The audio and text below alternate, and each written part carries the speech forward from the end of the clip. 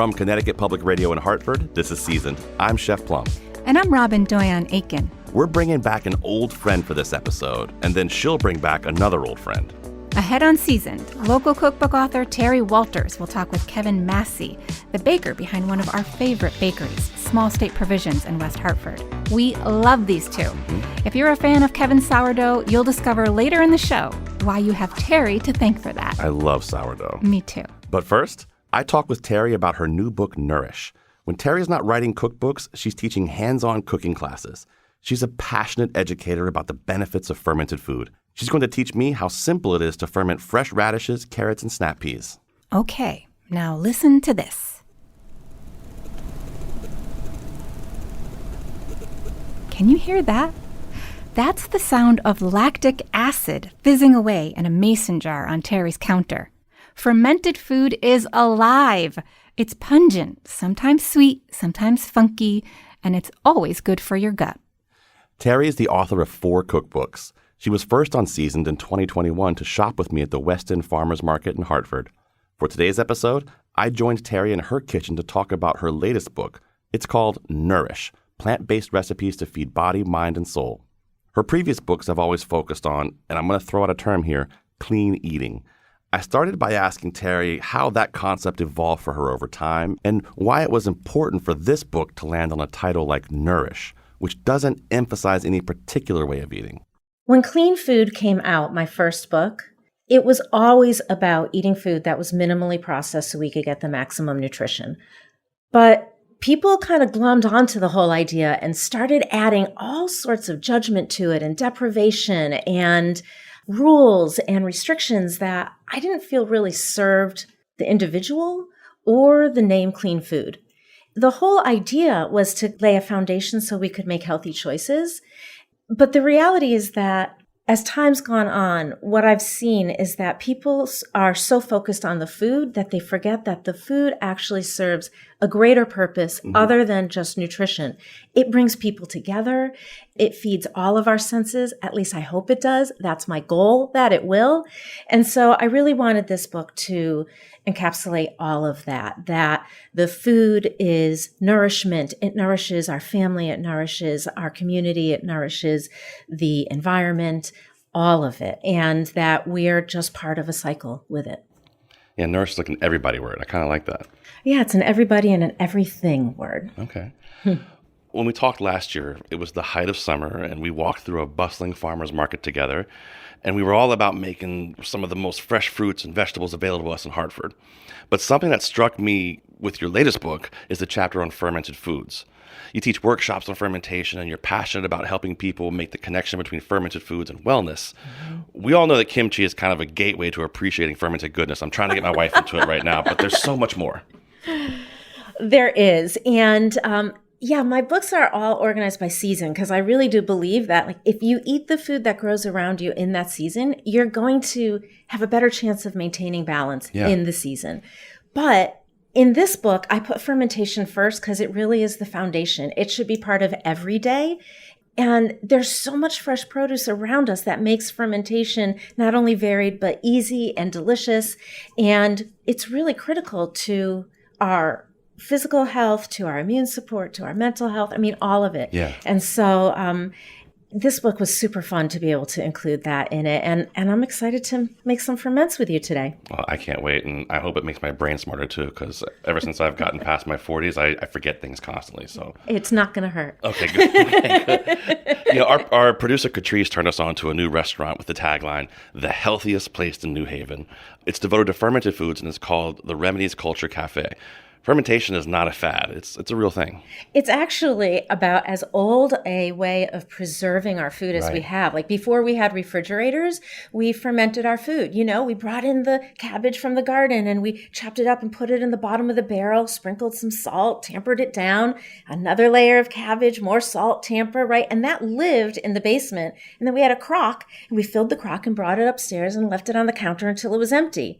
went downstairs, filled it up, and that was how we preserved our food. And that big barrel of fermented cabbage in the basement just kept fermenting and growing more and more healthy probiotics and nutrients as well. That's our original way of preserving, and we've really moved away from it. So I don't think of this as a trend. I think of it as a acknowledgement of all the good that it was and a desire to move back to. Yeah. So when we go to New Haven, can I come with you and I would eat? love, absolutely. I want you to go everywhere I go, Terry. You're so fun to hang out with. We touched on it briefly here, but just talk a little bit more about the benefits of fermented foods and kind of how they can help everybody. I'm going to paint a picture because I'm a visual learner. So we have more bacteria in our guts than we have cells. More bacteria in your gut than cells. It's amazing, right? Wow.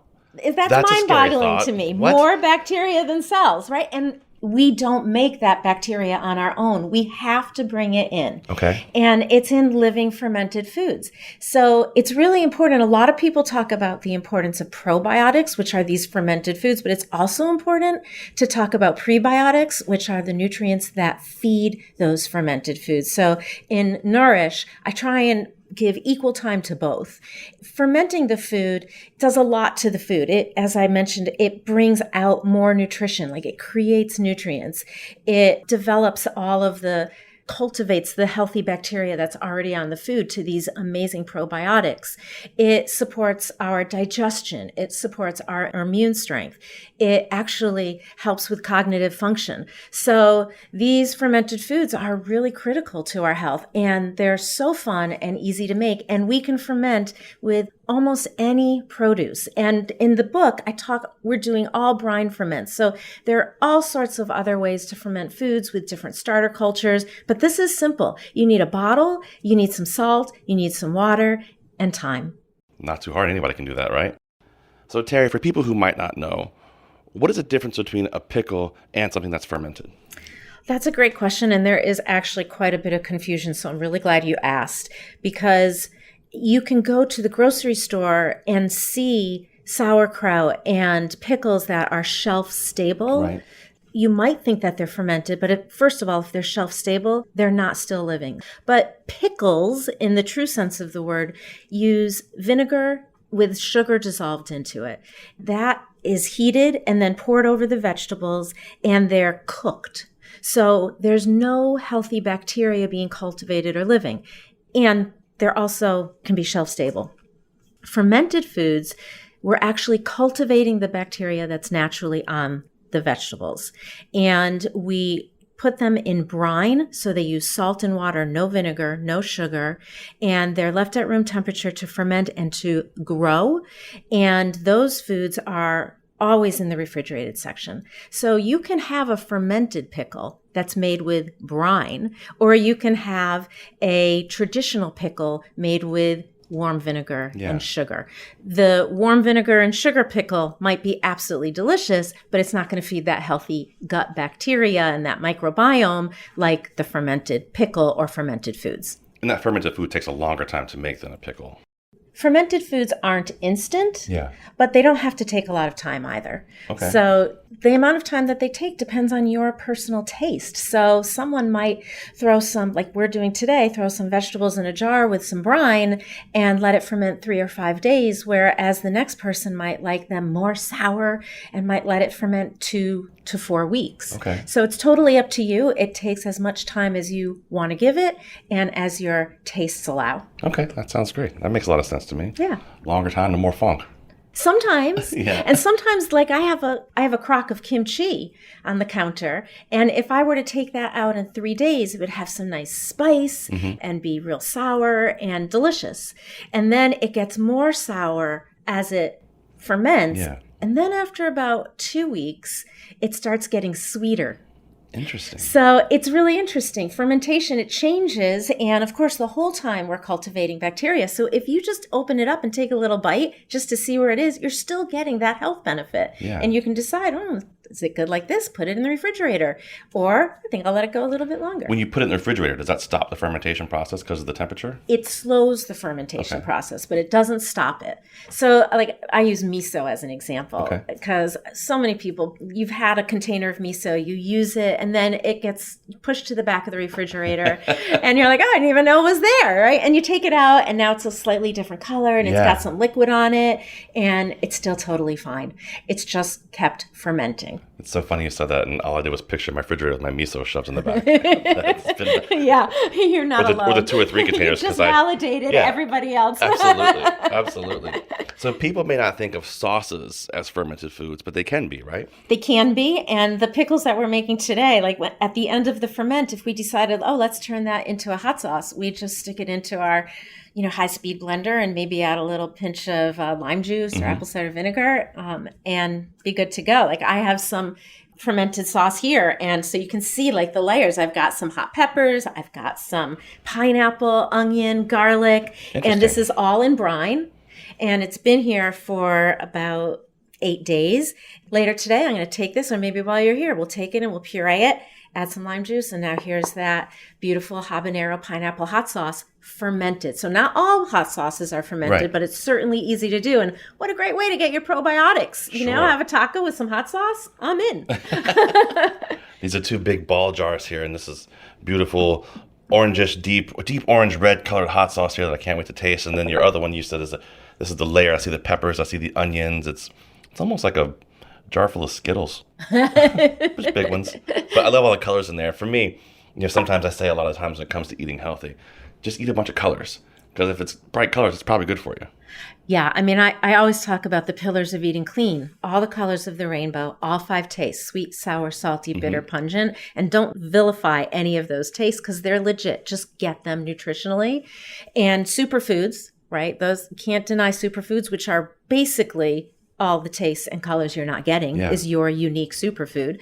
And fermented foods. Those are our pillars of eating clean. Well, all this talk about cooking and making fun things in jars and fermenting and I'm seeing knives on a cutting board. I want to get in this kitchen and get moving. Can we make something? Yeah, let's do it.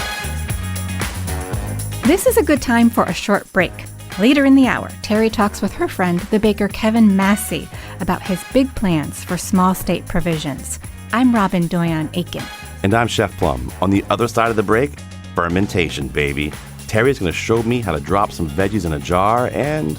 Did you say let it rot? Did you really say that? Let it ride. Let it ride. Let it ride. Well, it is going to rot too. This is Seasoned. We'll be right back.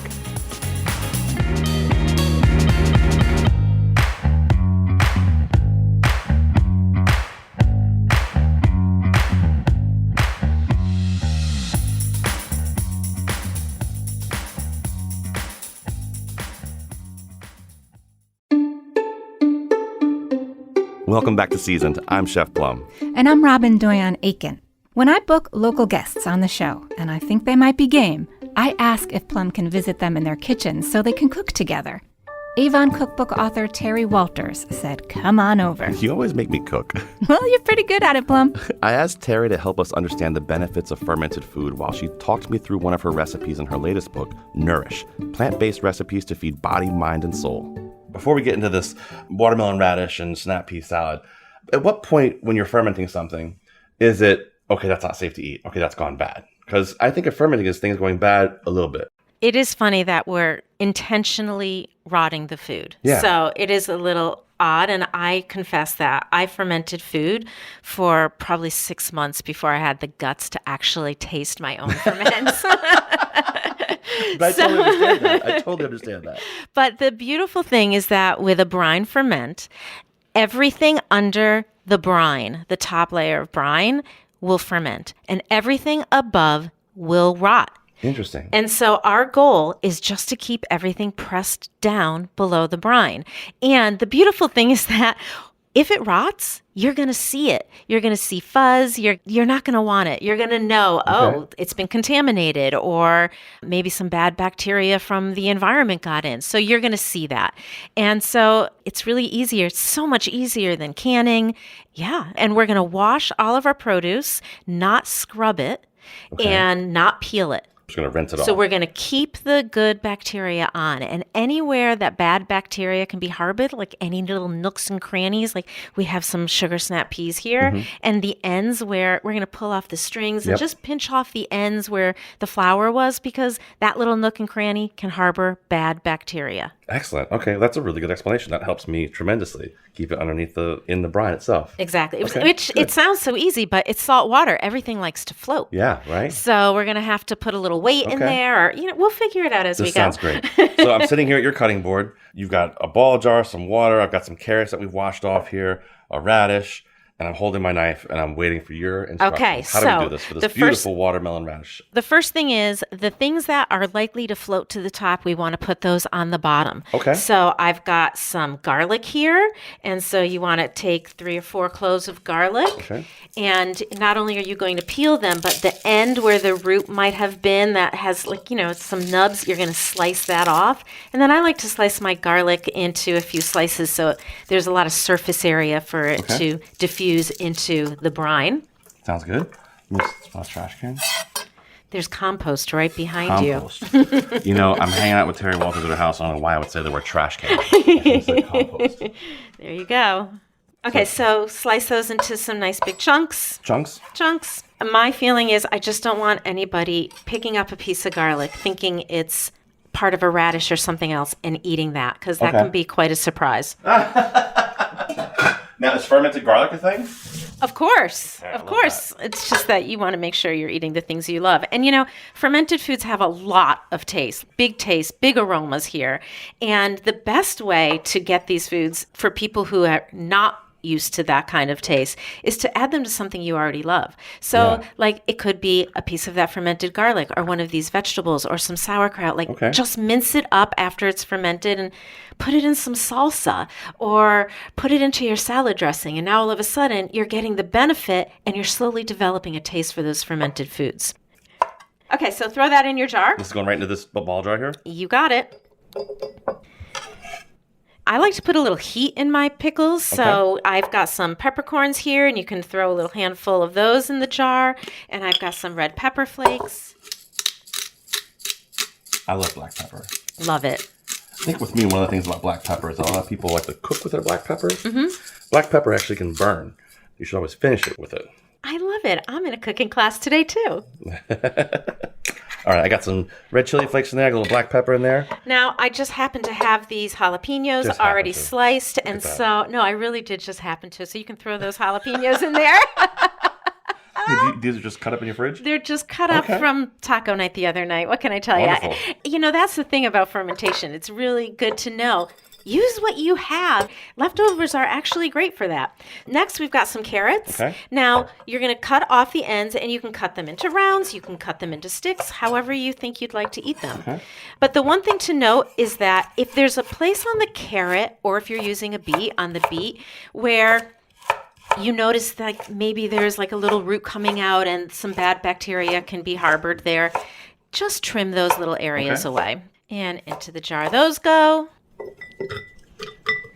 And now at 12 o'clock, you have a beautiful watermelon radish. Right here. And, I love the watermelon radish because who doesn't love hot pink food? It's just the greatest. But you can see, this little end here needs where the root was. That has some bad areas that should be trimmed off. And same with the other end, where the stem and where those came out. So trim off your ends, and then you can chop or slice that up. What if little sides with kind of little scrapes on them? Is that okay? I'm okay with the scrapes. You're okay with that? Okay, good. And hey, just a little safe note for everybody. When you are cutting with a knife, always start with a flat end of something. Cut a little section of it, make sure it's nice and flat, and then cut there, because that makes life a lot easier for yourself. Beautiful. These are so beautiful and hot pink. Aren't they so pretty? My first bass guitar when I played in the band was hot pink. That's awesome. It's a true story. We talked before about the colors. Look at all the colors there. We could put green beans in here. We could put the stems of our broccoli in here, so many different things. So now we have some sugar snap peas, but before we put those in, at 11 o'clock over there, you've got some beautiful fresh dill. And let's get that in there so that the sugar snap peas hold that down. I like maybe in half. Yep. And just drop it in there. Just drop it in, and stems and all. Yep. So here are sugar snap peas. You just want to pick off the ends so that anywhere with that We want that little thread coming off of there? It can come off. Okay. Cut off the ends, or you could pinch them and peel back the string. Totally up to you. Yeah, that's what I'm doing. But my gorilla hands never seem to get the string perfectly when I do it. I think it's really important that people know that you don't have to be a chef to make this. Yeah. You throw that produce in the jar, you cover it with brine, and you are going to have really delicious ferment. That's it. There we go. I'm pressing it now. Okay, so now we have some water, just regular tap water. And if you are on city water, you're going to want to just pour your water into a container and let it sit overnight so that any fluoride, chlorine can either sink to the bottom or float out, and that way you can get a nice clean pour in the morning because those additives can affect your ferment. What about if someone has a Brita pitcher or something like that in their refrigerator? Does that work better than tap water? Brita pitcher will do great. Okay. Yep. And you can pour right from that. You don't have to... The cleanest water that you have available to you. So we have 3 cups of water here, and we're going to add 3 heaping teaspoons of sea salt. This is important to get this measurement right because we want about a 3% brine solution. Too much salt is going to inhibit the ferment. Not enough salt is going to allow the wrong bacteria to grow. Okay. So I need 3 teaspoons. In your water. Into the water. 3 cups of water, 3 teaspoons of salt. And we're leveling these teaspoons out, right? Nah, heaping's good. Okay, good. All right. Stir that and get that salt all dissolved. And I always make the brine separately to make sure I'm getting the right percentage of salt to the water. Smart. If we were to use beets and something with more sugar, we would increase the salt so that it's a higher percent brine solution. Okay. And fill that bottle up. So we're going to pour this right into our jar here.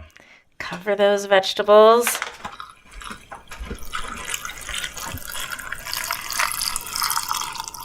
How big is this jar?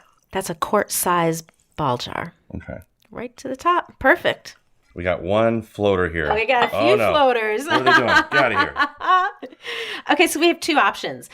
I like these to ferment maybe 5 days. Okay. So we can just put the cover on, and the cover itself will push everything down below the level of brine.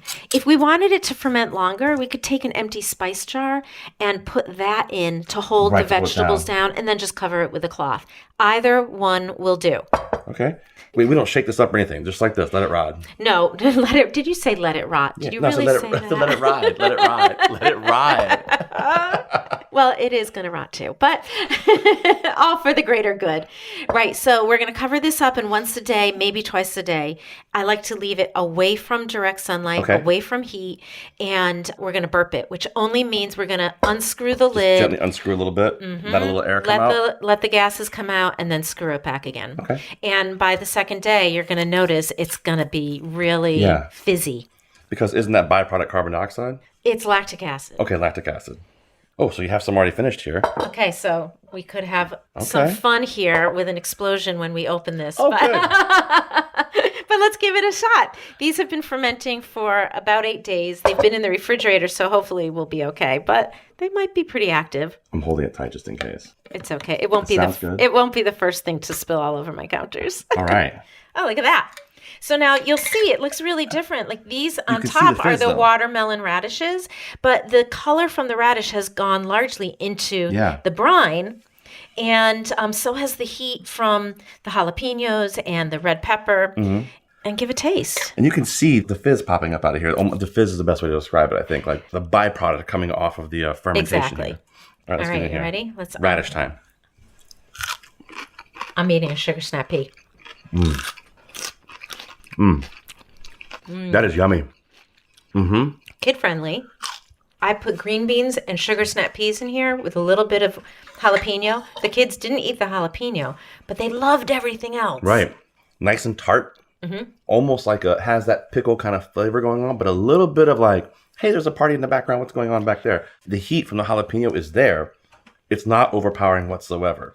Right. Although I do think heat is a word that I find scares some people. Yeah. And so I really like heat, but I like heat that has flavor. Mm-hmm. But if you're fermenting for the first time, first, take the produce you love and start with that. So maybe it's sugar snap peas, maybe it's carrots, something you know you're going to love. And if you're afraid of the heat, don't put any in there. You're still going to get a really delicious, flavorful pickle. And then you can go from there and experiment and see what you're into. That's delicious. I'm going to make this at my house. Awesome. All right. So not everything in this book is fermentation, right? There's a great recipe that I got to talk about because we're in Connecticut and pizza is a way of life here. But you have a sweet potato pizza. In the book, you call it the world's most perfect food. Can you talk a little bit about this plant-based twist on a pizza? I love this pizza crust. It is made with steamed sweet potatoes and some gluten-free flour and a little bit of apple cider vinegar, and pretty much that's it. The amazing thing about it is it comes out no matter what flour blend you use. I've made it where it looks really runny and it comes out perfectly. Yeah. Or it looks really thick and it comes out perfectly. Because every flour blend is going to be a little bit different. What's great about it is that not only is it easy, you can make it really savory. Like I have the recipe in the book with some pesto and some arugula and some maitake mushrooms. You can also make it sweet. If you take the garlic out of the crust and put a little bit of cinnamon in it, and then when it's done, like drizzle some honey on it and some figs and some, I don't know, hazelnuts, like it could be your dessert. And it freezes great. So you can make these individual size and put a little bit of parchment paper between them and put them in a bag in the freezer. And now you've got a pizza crust whenever you want it. So we've talked about some savory recipes in the book, but you also include plenty of desserts and sweet things. I love making an energy bite. I love turning them into like a bite-sized ball or pressing it into a baking sheet and cutting them into bars or dipping them into chocolate. And I think it's just really important to know that you can take nuts and seeds and some dried fruit and very little, sometimes even no sweetener, put it in a food processor and come up with a great bar, a great bite. There's so many options for that. And there is one recipe that's the no recipe energy bar. Yeah. And it's put everything in a bowl and, drizzle a little maple syrup if you want it sweet, just enough to cover it, press it into your nut or seed butter, and you're good to go. And that's all it takes. That's all it takes. I love the use of the dried fruit. I think it's a very underutilized item that people can have in their kitchens. This book, Nourish, has no refined sugars, no refined ingredients in it. So my sweetener of choice is maple syrup. We call it liquid gold in this house. And it's low in sucrose. It's just enough sweet. All the sweets in this book you can have for breakfast, you can have for dessert, you can have for a snack. They're good fuel. I love that. I love sweets for breakfast. It's my favorite thing to do, believe it or not. So before we go, and this last question maybe gets a little bit into the subtitle of your book, that the whole feeding your mind and soul aspect. Every chapter begins with an original poem, which is awesome, by the way. Thank you. And we get a glimpse into your deep appreciation of each season, its food and the people you're sharing it with. Can you talk a little bit about the inspiration behind the most personal part of the book? I mean, it's really, really beautiful.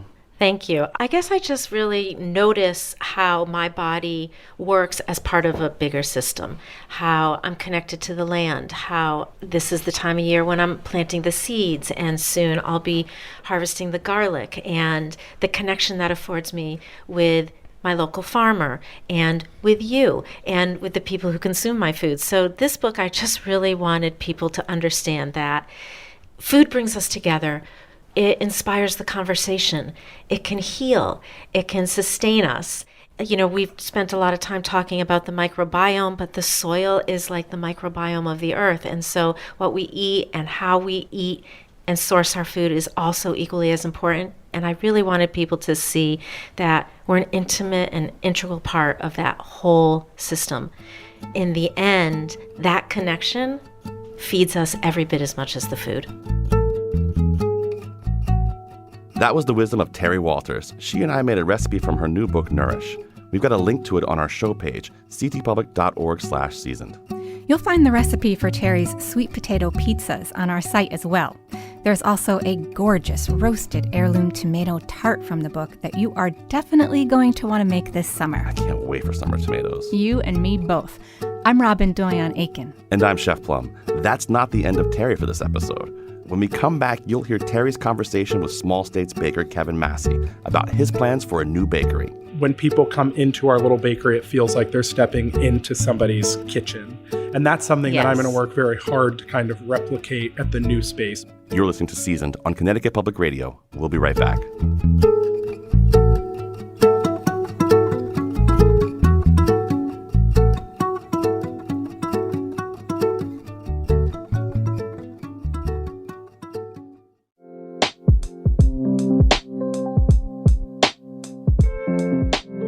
Welcome back to Seasoned, everyone. I'm Chef Plum. And I'm Robyn Doyon-Aitken. Kevin Massey started Small State Provisions as a cottage bakery out of his home in 2019. It grew into a tiny 200-square-foot micro bakery in West Hartford's Gastro Park. And this spring, Small State is growing again. Kevin's opening a second 2,200-square-foot location very soon in Avon. Kevin was a guest on Seasoned last year for our live episode devoted to bread. We had lots of calls, so we didn't get to dig into Kevin's personal story. We figured since he and Terry Walters are friends, why not pair them up for a conversation so you can get to know the baker of what I believe to be the best focaccia in the state. He makes a pretty stellar sourdough, too. He sure does. Kevin spoke with Terry at Small State Provisions inside the Gastro Park. It's a big open bar space with high ceilings. Great for gathering for pizza nights, but maybe not so great for audio. And they're mere inches away from a working bakery, so you'll hear the occasional noise of equipment and a few bakers at work. Terry asked Kevin about the communities he's passionate about and his big plans for Small State. My vision for the new space is that it's going to become a community hub in Avon. We will be doing more of what we're already doing, which is focusing on organic sourdough bread, organic pastries, cookies and scones, and really just having the capacity to do more and serve a new community while keeping our space here at Gastro Park. So what started out just driving around in my car delivering bread has now led to the growth of a new bakery, which I'm very excited about. I think it was about 6 years ago. Is that possible? When you sent me a text and said, Terry, I'm kind of interested in sourdough. What can you tell me? And I said, just come on over. And we spent a really great morning baking together. And the way I tell the story is that as soon as you left, my phone started to blow up with, in the very beginning, it was questions. And then it was really clear that the student had become the teacher. And so where did that passion come from, that interest, and how has it grown? Yeah, so my grandmother was always a great baker and a great cook. And my family, I come from a very good family of cooks. We never had bad food growing up.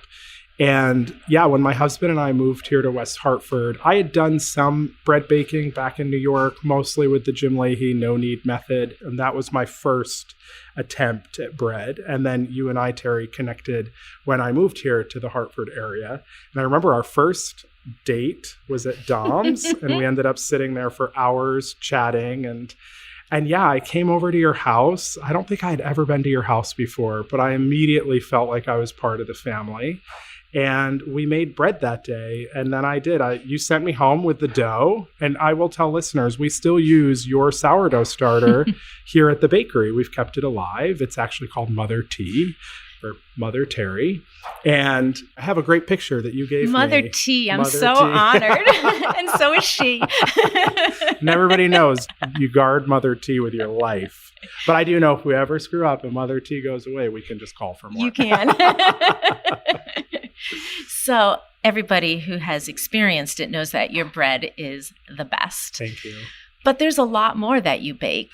So tell us about all of your baked goods, like those amazing vegan chocolate chip cookies that I adore. I guess I'll tell listeners how we ended up at Gastro Park.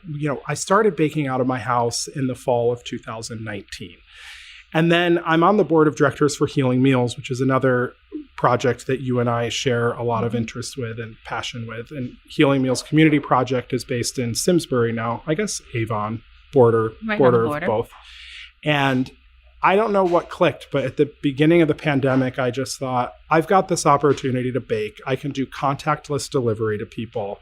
I'm going to bake as much as I can. I was baking 7 days a week at that point, and then all of the proceeds went to Healing Meals for that first few months.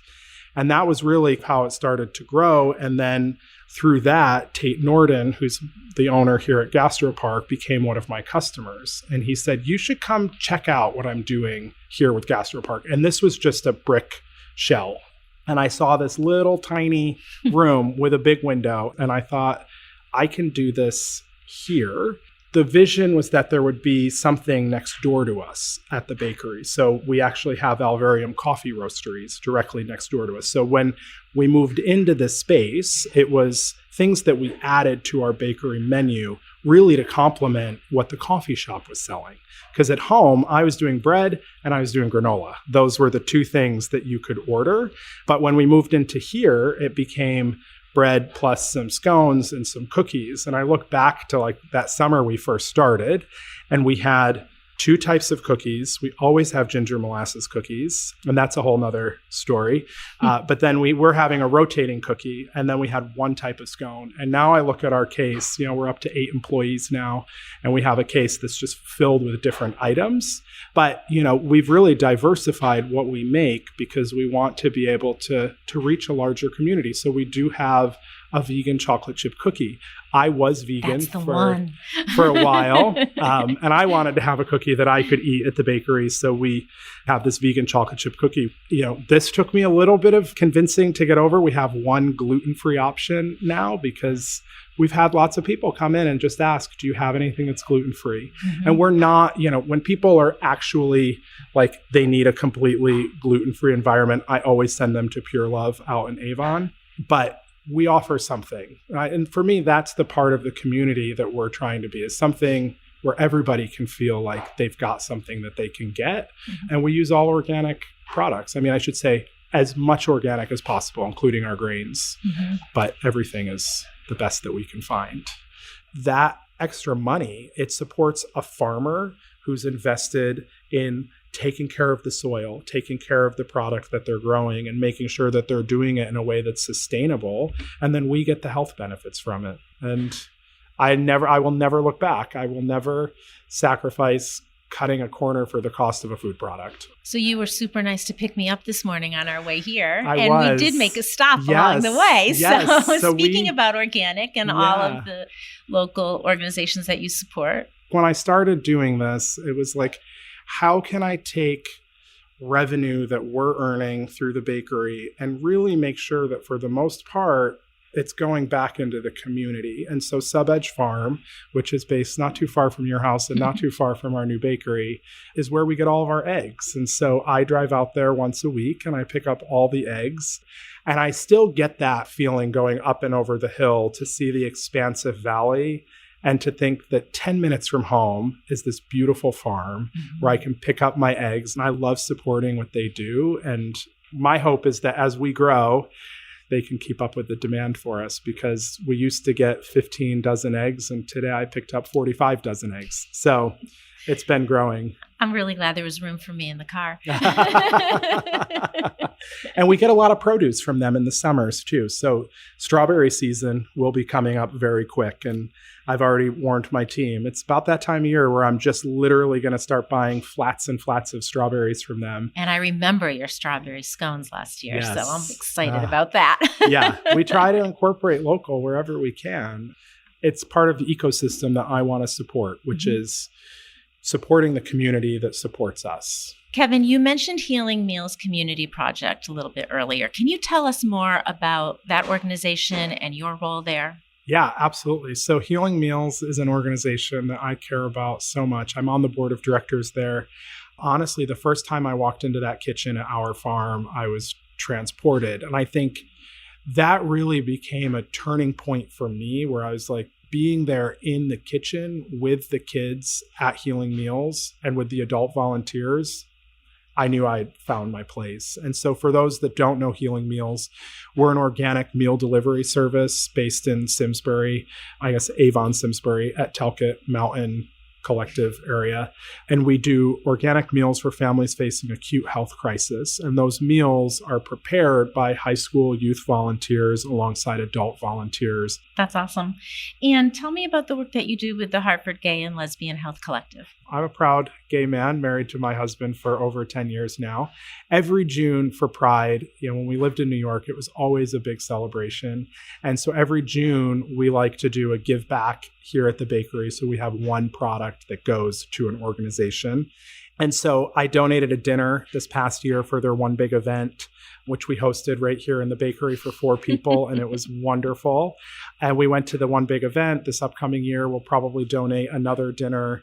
I'm probably going to buy a table to bring people to, or to, have other people join me in that. And I think it's finding organizations that align with who I am, who my family is, and what we want to give back to, and helping to support those missions, because everybody's trying to just make it, and we can all make it so much further if we do it together. Amen to that. You mention community all the time. I feel like I, as a customer, am friends with your whole staff.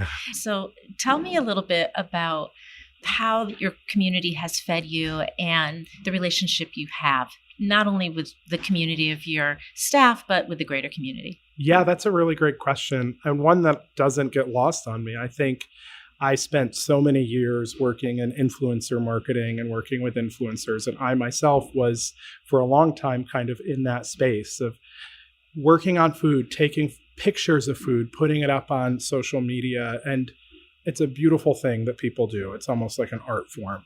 What's important for my soul is to actually be able to cook for people. And so that's really kind of what I think about every day. One of my favorite things about this is like, I will have two customers that are in line and they end up knowing each other from like vastly different things, and they end up side by side in line, and it creates conversation. It creates real connection with people. And I've brought in the bakers that I work with mostly from the community. And yeah, so my team has grown. Like I said, I have 8 employees now. My head bread baker, Patrick, actually relocated here from Nantucket to take this job and to work for us. So he's new to the area. So I like to say we're bringing jobs into the area and helping people move here. Building my team is something that's really important to me, and making sure our team feels like they're part of the family. I love that. To me, that's more nourishing than the food itself, is just that connection. And I know when I'm standing in line, not only do I feel that connection with the people that I'm with, but I walk up to the counter, and I think you only have to be here once or twice before people greet you by name, and they look at you and they look down at the counter and say, "Oh, I think you want those cookies." Oh, yeah, okay, give me one of the cookies. It feels very much like home. Yeah, and we get that a lot, that when people come into our little bakery, it feels like they're stepping into somebody's kitchen. And that's something that I'm going to work very hard to kind of replicate at the new space, because it is much bigger, but I still want it to have that very intimate, homey feel where people are, we know who each other are, and we take care of each other. It wouldn't be right to not talk about pizza night in the state of Connecticut. And, I like to tell my family, you don't know how good you have it because I make these great sourdough pizzas. You do make great. We've benefited from those sitting on your front porch. Yeah, well, I've benefited from yours as well. So, and pizza night is just always a blast. So I'm really hoping you're going to bring it to Avon, but tell me about pizza night. We do pizza night the first Thursday of every month. It starts at 6:00. We use our organic sourdough focaccia as the base. I make a slightly sweet and spicy tomato sauce that goes on them. So I grew up in central New York. I grew up in Syracuse, but Utica is famous for what's called the Utica pie. That gets cheese first and then sauce. So we do ours on our focaccia with cheese, and then we put the sauce and a little Parmesan. And we tend to sell out very quick. So we do about 200 slices of pizza. But to see this whole food hall kind of filled up with people waiting in line to get our pizza, it makes my heart want to explode, because we do a different style pizza than what Connecticut is known for. It's a little bit fluffier. It's more of like a grandma style pizza, hybrid between a grandma and a Detroit style. And it's about being part of this food community that we are at GastroPark. And we will be bringing pizza night to Avon. I think my vision is that we'll do more than once a month, because our Avon location is located directly in front of Hop Meadow Brewing. So I think there's a lot of great synergies that we're going to have with Hop Meadow as well. So I'm excited to work more closely with them and to kind of get to know them better and be part of that. So I feel like it's a very kind of symbiotic relationship on how it's all kind of come together. At least from where I'm standing, you appear to be absolutely fearless. You take risks. You don't look back. You just seem to be tuned in such a way that you know what the community needs even before the community needs it. And so we come so excited to have that provided for us. So tell me, how has it been taking this next step to open the new bakery, and what can we expect there? Yeah, it's a big move, and it's been definitely up and down. And everything that I've done has just been to take that next step. And we're very fortunate. I wake up every day grateful that I get to do this and that we do have community that comes out, and we're slowly just trying to figure everything out as we go. Well, you do that in a really beautiful way. Thank you. And you have an incredible talent. Thank you. So thank you. Our whole community is grateful to have you. I'm excited to be part of it. I really am. So before we wrap up, I just want to know, is there going to be a party? Can I come celebrate with you and raise a glass and toast you more than I am right now? Party, maybe my 40th birthday party, because that's coming up in October. But yeah, I think there's going to be a welcome of sorts that we're going to do for the community, because lots of people want to come and celebrate. And it's just been incredible to me, the number of people in this community that come up to me and say, what can we do to help? You know, if you need a cleaning party at the new space, if you need painting help, if you need anything, you let us know. And I'm not good at like taking help from others, so it's something I'm working on. You seem to be excellent at it. It's all a mirage, because it's a struggle daily. But this community just shows up in ways that are unimaginable. And so I want to be able to give back to them when the time is right. And we've got a lot of fun stuff planned here at Gastropark. I'm going to start doing more prepared foods here out of Gastropark and really kind of morph what we're doing at Gastropark to help meet the needs of this food community here, which is food truck-based, bar-based, coffee-based. And you're going to duplicate some of that at the new space, yes? Yes. Our whole menu that's currently here will be available in Avon.